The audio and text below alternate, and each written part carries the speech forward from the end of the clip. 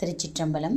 ஞானசம்பந்த பெருமான் 1ஆம் திருமுறையில் 129 பதிகம்லேருந்து 136 பதிகம் வரைக்கும் பெரும்பாலும் மேகராக குறிஞ்சி ராகத்தில் அமைந்த பதிகங்கள்.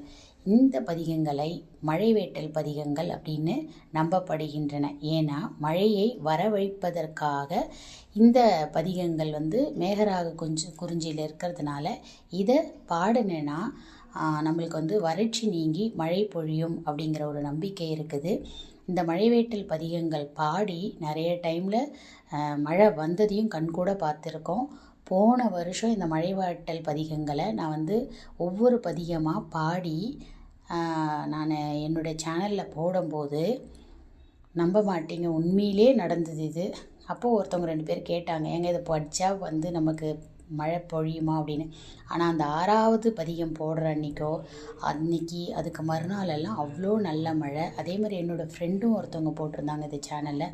அவங்க ஒவ்வொரு நாளும் இந்த பதிகம் போட போட ஒவ்வொரு ஊர்லேயும் அவங்களோட அடியார்கள், இப்போ திருநெல்வேலி அப்படி இப்படின்னு ஒவ்வொரு ஊர்லேயும் இன்றைக்கி எங்களுக்கு மழை பொழிஞ்சுதுன்னு சொல்கிறாங்க.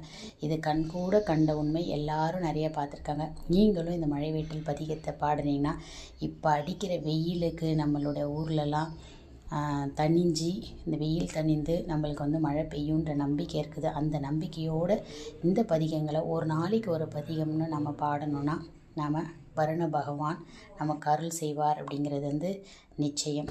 திருச்சிற்றம்பலம். இந்த மழைவேட்டல் பதிகத்தான லிங்க்கை டிஸ்கிரிப்ஷனில் கொடுக்குறேன். எல்லோரும் ஒன்று படிங்க, இல்லை பாடுங்க. திருச்சிற்றம்பலம்.